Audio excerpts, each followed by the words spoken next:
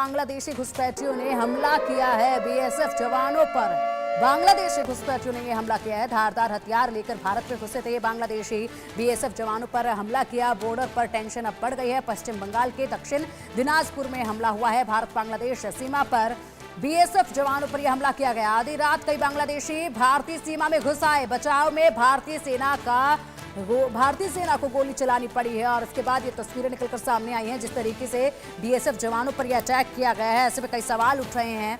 लगातार जो टेंशन है सीमा पर, जो बॉर्डर पर जो टेंशन है वो बढ़ती जा रही है और इसी के साथ अब देखिए किस तरीके से ये बांग्लादेशी जो है घुसपैठिए भारत पर घुसने की कोशिश कर रहे थे। लगातार यहाँ पर घुसपैठ होने से रोकने के लिए तमाम तरह के कदम बॉर्डर्स पर उठाए जा रहे हैं, लेकिन बावजूद इसके ये हिमाकत इनकी देखिए। अधिक जानकारी के लिए हमारे सहयोगी न्यूज रूम से आशीष दीक्षित हमारे साथ जुड़ गए हैं। आशीष, हिमाकत लगातार इन बांग्लादेशी घुसपैठियों की बढ़ती जा रही है। एक के बाद एक सरकार की तरफ से जिस तरीके से जवानों की तरफ से कदम उठाए जा रहे हैं बॉर्डर पर कि यहाँ पर कोई अवैध घुसपैठ ना हो पाए, उसी तरीके से इनके कदम भी आगे बढ़ती जा रहे हैं। देखिए किस तरीके से ये अवैध लोग जो है बांग्लादेशी बढ़ते हैं आगे और ऐसे में जवानों पर हमला भी करने की इन्होंने कोशिश की। देखिए, बांग्लादेश में घुसपैठ की सबसे बड़ी वजह यह है कि तारबंदी कई जगह न होना। 4000 किलोमीटर का बॉर्डर है भारत बांग्लादेश के बीच में, जिसमें 3200 किलोमीटर के आसपास का जो है वहां बाढ़ लगा हुआ है। 170 किलोमीटर में बाढ़ लगाना मुमकिन ही नहीं, नामुमकिन समझ लीजिए, क्योंकि कहीं पानी है, कहीं नदी है, कहीं खाई है। इसी का फायदा उठाते हैं ये अवैध घुसपैठिए।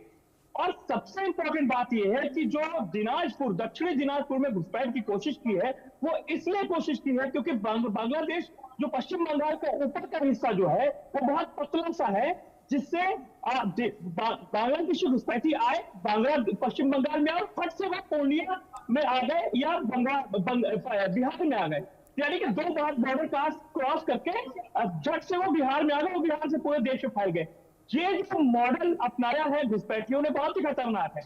तो मैं घटना की बात आपको बताता हूँ। आज सुबह तड़के की बात यह है कि तस्करी के चलते, क्योंकि आपको पता है कि यहाँ से गाय तस्करी होती है और बांग्लादेश से यहाँ पर हिल्सा फिश, जो हिल्सा फिश है बहुत स्वादिष्ट होती है, वो पद्मा रिवर में ही पाई जाती है। तो वहां से तस्करी होती है हिल्सा फिश, जो बहुत ही स्वादिष्ट होती है और पश्चिम बंगाल में बड़े चाव से खाई जाती है। और जो पद्मा नदी है उसमें खासतौर पे ये फिश मिलती है, तो वो वहां से तस्करी होती है और इधर से होती है गाय की तस्करी, बांग्लादेश को की जाती है। तो ये जो तस्कर है ये घुसपैठ की कोशिश कर रहे थे, जिसका बीएसएफ ने विरोध किया। पहले हाथापाई हुई, लेकिन उसके बाद धारदार हथियारों से कई सारे अवैध बांग्लादेशियों को बुला लिया जाता है और आपस में मार होने लगती है। इसके बाद जब ज्यादा विवाद बढ़ जाता है तो बीएसएफ को गोली चलानी पड़ती है, जिसके बाद ये लोग भाग खड़े होते हैं। यानी कि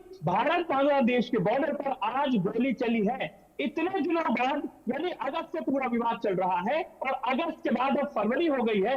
तमाम वहां पर किस तरीके से आपने देखा कि हिंदुओं को प्रताड़ित किया गया, लेकिन आज पहली बार बांग्लादेश बॉर्डर पर दिनाजपुर के मणिपुर गांव का मामला है, वहां पर गोली चली है। इसका मतलब यह है कि बीएसएफ का जो सब्र था, एक है पेशेंस था, आज टूट पड़ा और जिसका नतीजा है कि गोली से जवाब दिया है बीएसएफ ने। और इसके बाद बांग्लादेशी कुछ भाग गए, लेकिन बीएसएफ की तारीफ करनी पड़ेगी कि जवान तो हमारा घायल हुआ, लेकिन जो बांग्लादेशी घायल हुआ था अवैध घुसपैठिया, उसको भी अस्पताल में भर्ती कराया है।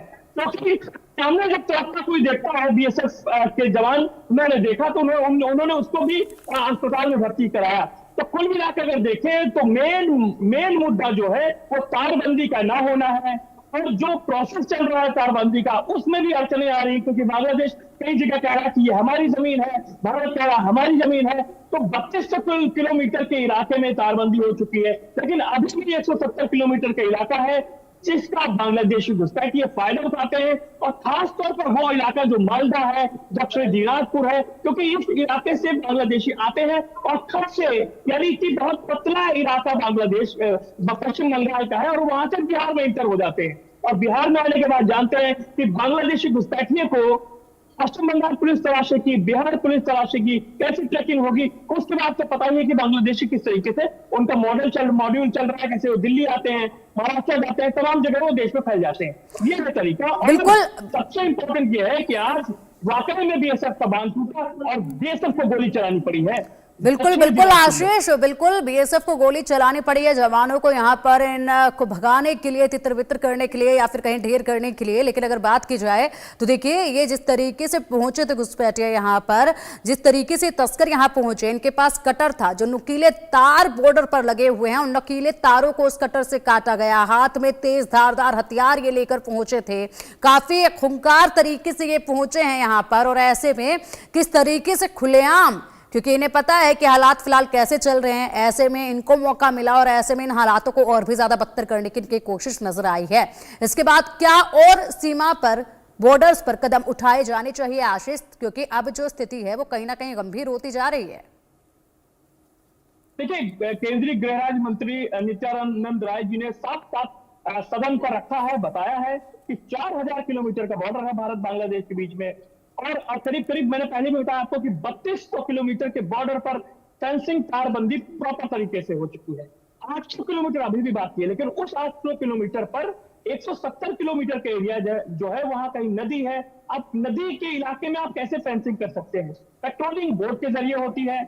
तमाम अड़चने आती, कहीं दलदली भूमि है क्योंकि सुंदरवन का डेल्टा पड़ जाता है, दलदली भूमि है, वहां आप कैसे तारबंदी करेंगे? कहीं कहीं पहाड़ी इलाका है तो वहां खाई है, वहां आप कैसे तारबंदी करेंगे? तमाम सारे इश्यूज हैं यही जिसकी वजह से कुछ दिक्कतें आ रही हैं, लेकिन पेट्रोलिंग लगातार जारी है। इसी का नतीजा ये है कि जिस तरीके से अवैध बांग्लादेशी जो पूरी तैयारी से, आपने बताया जिस तरीके से कटर और तमाम उनके पास हथियार थे, वो जिस तरीके से तस्करी करने आए थे, क्योंकि मैंने आपको बताया कि यहाँ से गाय की तस्करी होती है बांग्लादेश की तरफ। बिल्कुल बिल्कुल आशीष, जो यहाँ पर बिल्कुल बिल्कुल ठीक है, पश्चिम बंगाल में बहुत महंगी।